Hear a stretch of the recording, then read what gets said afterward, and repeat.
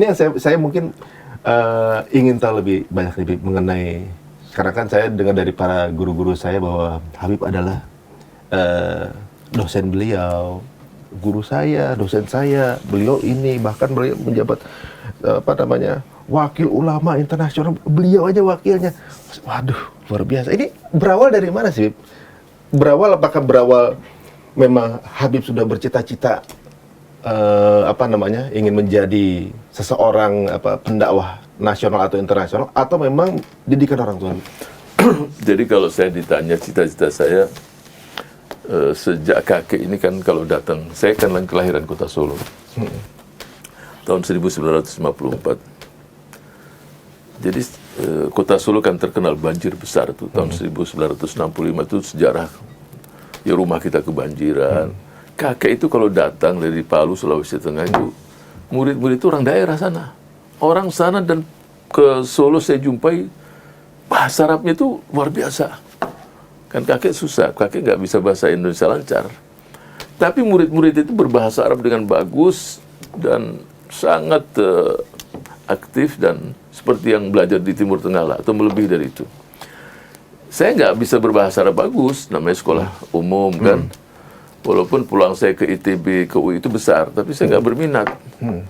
Saya sejak kecil, saya inginkan berangkat. Nanti ibu mengatakan, ya itulah, tamat SD nanti kita berangkat, saya antar kamu.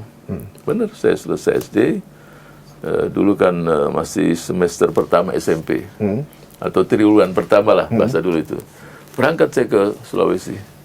Ke tempat kakek? Kakek, saya tinggal di sana. Ibu kadang-kadang mondar-mandir, sudah. Saya nggak pulang-pulang 4 tahun, langsung dari situ saya ke Madinah University. Jadi secara nggak langsung berarti Habib tuh dipondokin di tempat kakek gitu? Tempat kakek. Dipondokin memang keinginan saya sih. Karena melihat bagaimana... Iya, saya pikir ini orang-orang bukan keluarga, bukan famili, kok pinter semuanya. Saya cucu nggak bisa bahasa Arab saya. Ananahdu hadha-hadi aja udah kita. Kalau ke sana berhenti juga. Masya Allah. Nah, terus saya ikut, itu. Jadi memang keinginan, bukan nggak ada keinginan mau jadi mubalik. Nah, itu nggak ada. Yang penting saya mau sekolah lah.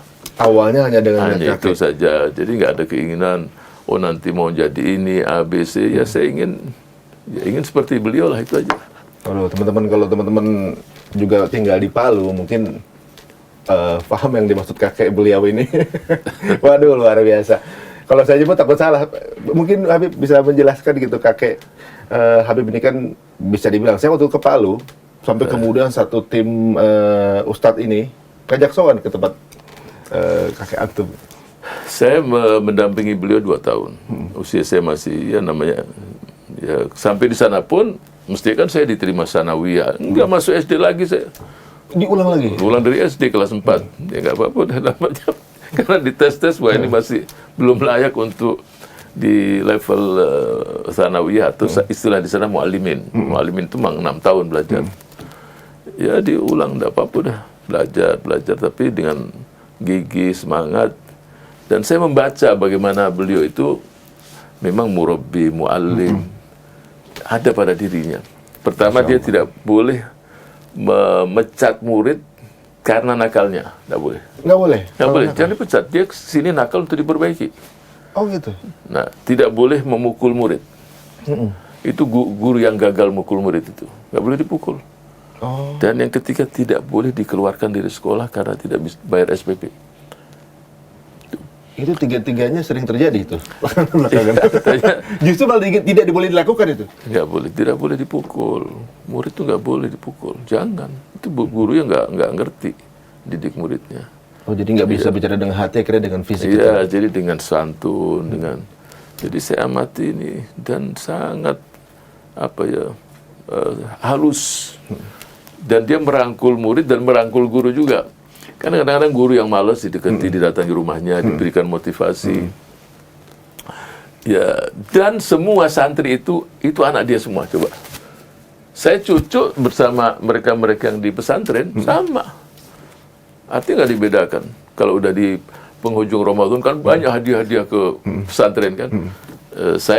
Mereka diberikan sarung cap padi saat itu, sama saya.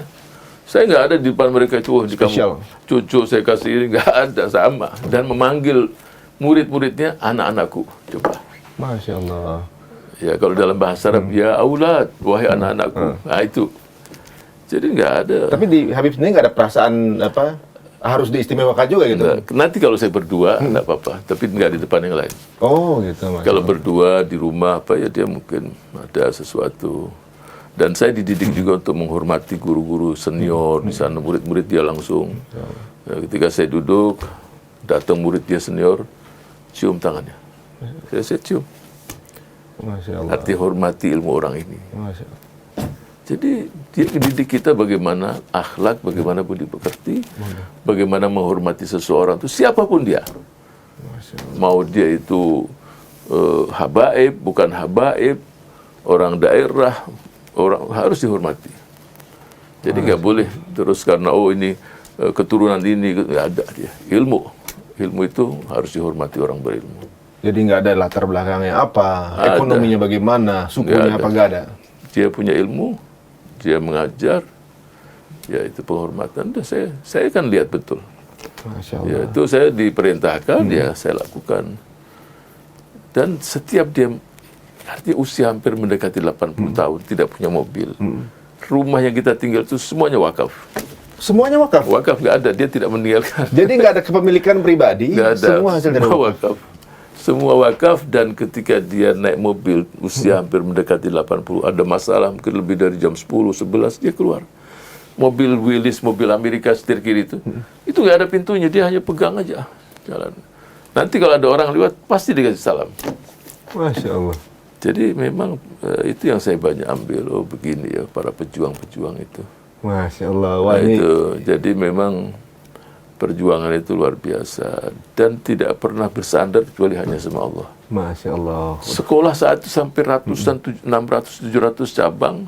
Siapa yang biayai semua? Siapa yang biayai guru-guru? Tapi ya semuanya cukup coba. Masya Itu. Yang penting hidup ini juga kalau bahasa bersama, yang penting cukup kan? Iya, iya. Ya, benar. itu. Yang penting cukup. Soalnya kadang-kadang punya banyak belum tentu cukup. Belum gitu. tentu Belum tentu cukup. ada rasa cukupnya gitu. Dan salah satu kunci cukup itu ya bersyukur.